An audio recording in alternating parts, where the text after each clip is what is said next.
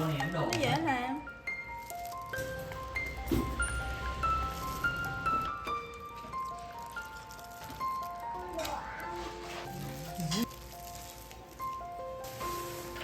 con gì là chê giàu về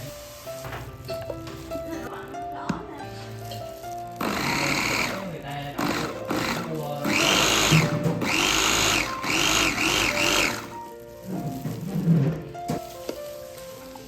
con muốn làm chặt đúng không?